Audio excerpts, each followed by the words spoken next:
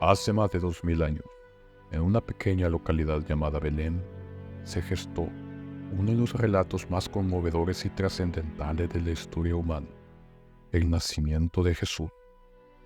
Este acontecimiento, narrado en los Evangelios de Mateo y Lucas del Nuevo Testamento, ha inspirado la fe y la devoción de millones de personas en todo el mundo.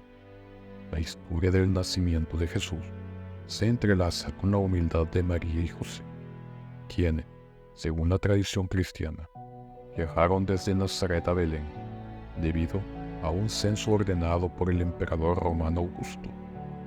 En esta narrativa se revela la majestuosidad de un evento celestial, el nacimiento de Jesús, concebido milagrosamente por obra del Espíritu Santo, en un humilde pesebre rodeado por pastores y ángeles.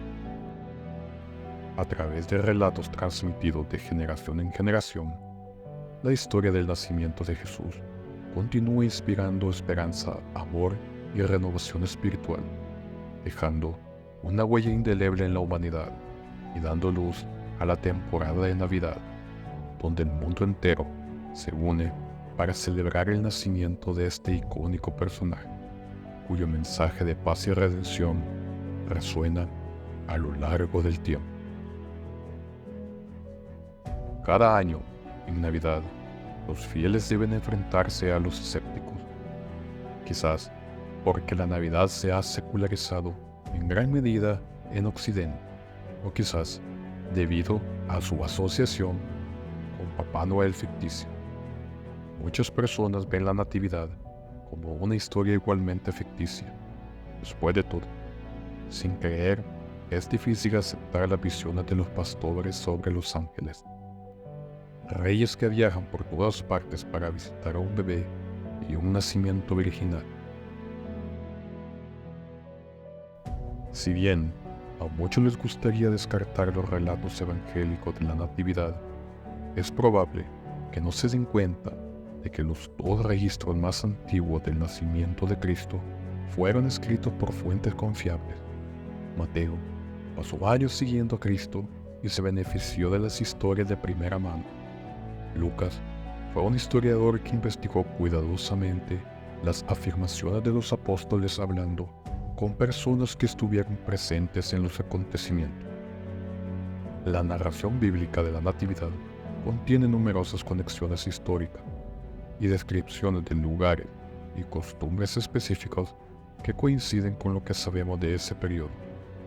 El pastor Brian Windle de la Island Bible Chapel cree que es posible determinar la credibilidad de la historia navideña examinando estas conexiones, junto con la evidencia arqueológica de regiones donde tuvo lugar la Natividad.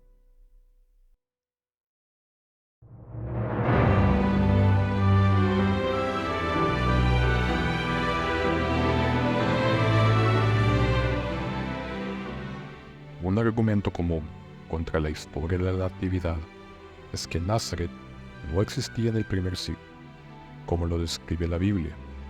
Este fue un tema del libro de René Salm, llamado El mito de Nazaret, la ciudad inventada de Jesús. Para ser justos con el autor, había muy poca evidencia arqueológica de Nazaret en el siglo I.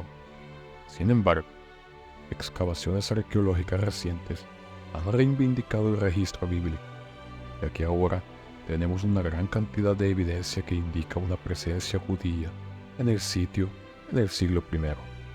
Las excavaciones arqueológicas han descubierto pozos de almacenamiento y cisternas de la época de Jesús, así como dos casas con patio del siglo I, una de ellas con puertas y ventanas aún intactas. Windle señala que el Dr. Ken Dark, arqueólogo principal del proyecto, ha presentado evidencia de la veneración cristiana primitiva del sitio, sugiriendo que pudo haber sido el lugar de la infancia de Jesús.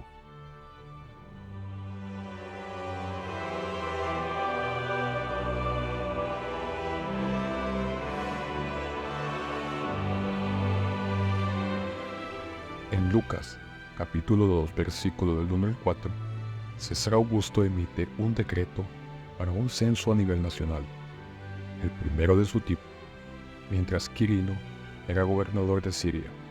Se han argumentado dos de estos puntos. 1. No se realizó ningún censo en el momento del nacimiento de Cristo, poco antes de la muerte del rey Herodes, y que Quirino no era gobernador de Siria en ese momento. El problema se debe principalmente a un error de copia cometido por el cronista judío romano Josefo, que se propagó en manuscritos posteriores, sugiriendo que Herodes murió en el año 4 a.C. En un examen reciente de los manuscritos de Josefo, de la Biblioteca Británica y la Biblioteca del Congreso, los 29 manuscritos que datan de antes de 1544 sitúan la muerte de Herodes en el año 1 a.C. El doctor Andrew Steinman, profesor distinguido de teología y hebreo en la Universidad Concordia de Chicago, ha rastreado la muerte de Herodes hasta el eclipse lunar total del 10 de enero del año 1 a.C. y el nacimiento de Jesús alrededor del año 3 o 2 a.C.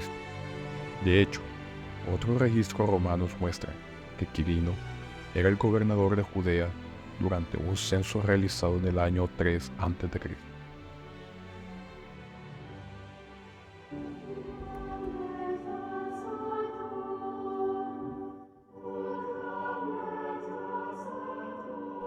La Iglesia de la Natividad es un lugar popular de peregrinación durante la temporada navideña, construido sobre una cueva en el año 326 después de Cristo. Muchos creen que marca el lugar donde Cristo nació en un establo. Sin embargo, en ninguna parte del Evangelio se dice que nació en un establo o en un granero. Lucas solo menciona que fue colocado en un pesebre y que no había lugar en el mesón.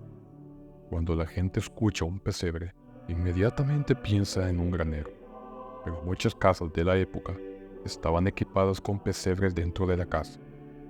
Los arqueólogos han encontrado pesebres de piedras permanentes dentro de las viviendas del siglo I, con el fin de alimentar a los animales destinados al sacrificio.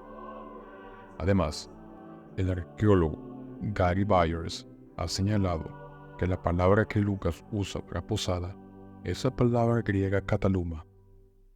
Esta palabra solo se usa en otro lugar del Nuevo Testamento, en la historia de la Última Cena, en el kataluma, cuarto alto o habitación de invitado. Si Lucas hubiera querido transmitir que estaban en una posada, habría usado la palabra pandokeim, como lo hace en la historia del buen samaritano, que toma el herido a una posada de viajeros. Era común que en las casas de la época de Jesús hubieran habitaciones de huéspedes o una habitación de invitados en el piso superior, y como en ese momento se estaba realizando un censo, parece razonable que muchos familiares hubieran viajado a la zona, lo que explica por qué no había espacio para la Sagrada Familia. Es probable que María y José estuvieran en el área del establo de la casa, pues las otras habitaciones ya estaban ocupadas.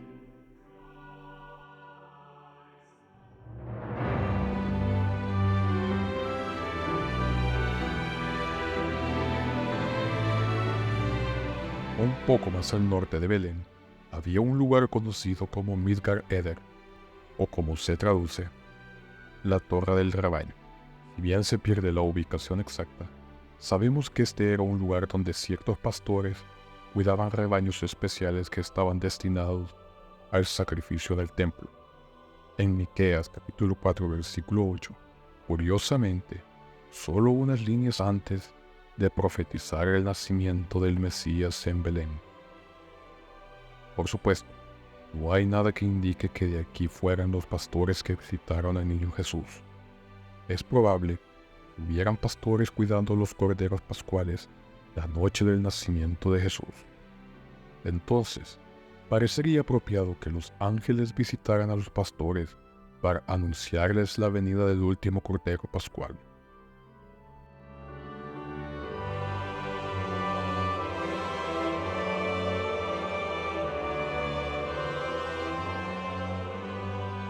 Cuando se cumplió el tiempo de su purificación, según la ley de Moisés, José y María lo llevaron a Jerusalén para presentarlo al Señor. Esto, tal y como está escrito en la ley del Señor. Todo varón primogénito será consagrado al Señor, y ofrecer un sacrificio conforme a lo que dice la ley del Señor, un par de palomas o 2 pichones. Lucas capítulo 2 versículo 22. El relato de la dedicación de Cristo nos enseña 2 cosas sobre la Sagrada Familia. Primero, la Sagrada Familia era devota y cuidadosa seguidora de la ley. Segundo, eran pobres, como nos dice Levítico capítulo 12 versículo 6. El sacrificio real para la purificación fue un cordero de 1 año. Las aves solo se utilizaban cuando una familia no podía permitirse el lujo del cordero.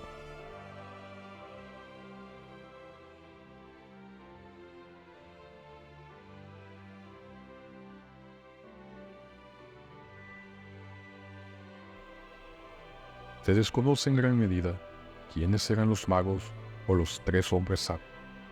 Mateo los describió con la palabra magoi, el plural de magos o mago. El diccionario griego de Thayer define a un mago como el nombre dado por los babilonios, medos, persas y otros a los sabios, maestros sacerdotes, médicos astrólogos, videntes, intérprete de sueños, etc.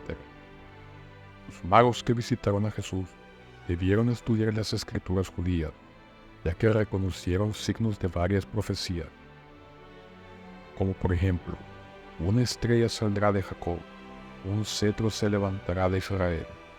Números capítulo 24 versículo 17. Pero tú, Belén Éfrata, aunque eres pequeña entre los clanes de Judá, de ti me saldrá uno que será gobernante sobre Israel, cuyos orígenes son desde la antigüedad. Miqueas capítulo 5 versículo 2. Al contrario de la presentación popular, los Reyes Magos no habrían estado allí para adorar al niño Jesús en la noche de la Natividad. Mateo usa la palabra griega paidion, que significa niño o niño pequeño, para describir a Jesús, no la palabra bebé. El hecho de que Herodes estuviera matando a niños pequeños de 2 años o menos, una decisión que tomó a partir de la información que le dieron cuando los magos vinieron en busca del rey recién nacido, sugiere que Jesús probablemente era un niño pequeño cuando llegaron los magos. Tampoco estamos seguros de que fueran 3. Los magos son representados popularmente como 3 porque llevaban 3 regalos: oro, incienso y mirra. La descripción bíblica de la Natividad está rodeada de corroboración histórica. Si bien ninguna de estas conexiones prueba definitivamente los acontecimientos de la primera Navidad, demuestran que la Biblia es históricamente confiable. El resto depende de la fe. Después de todo, el mismo Cristo dijo: porque Dios no envió a su Hijo al mundo para condenar al mundo, sino para que el mundo sea salvo por él. El que cree en él no será condenado, pero el que no cree ya ha sido condenado, porque no ha creído en el nombre del único Hijo de Dios. Juan capítulo 3, versículo del 17 al 18. Mientras exploramos las huellas dejadas por el paso del tiempo, fragmentos arqueológicos revelan pistas fascinantes sobre el nacimiento de Jesús. Cada hallazgo es más que un simple artefacto, es un vínculo tangible con la historia que nos conecta con ese momento extraordinario en Belén. Al excavar a través de las capas del pasado, desenterramos no solo ruinas y reliquias, sino también la autenticidad de una gran narrativa antigua. Estos descubrimientos meticulosamente conservados e interpretados ofrecen una vívida visión del escenario en el que el Hijo de Dios vino al mundo. Entre piedras desgastadas por el tiempo y vestigios de edificios antiguos, emerge la historia de humildad y grandeza, que se entrelazan en la historia del nacimiento de Jesús.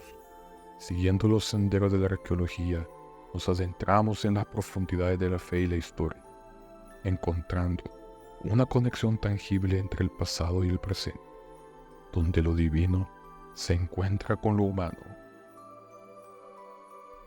Este documental es una invitación a viajar en el tiempo, explorando la historia de un evento que trasciende generaciones y continúa inspirando innumerables corazones en todo el mundo.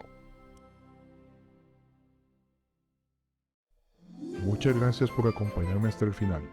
Si disfrutaron de este video, me pueden ayudar de gran manera con un like, suscribiéndose al canal y dando clic en la campanita para obtener más contenido como este, siempre con base en evidencia histórica y arqueológica. Su apoyo significa mucho y me ayudará a continuar con este proyecto.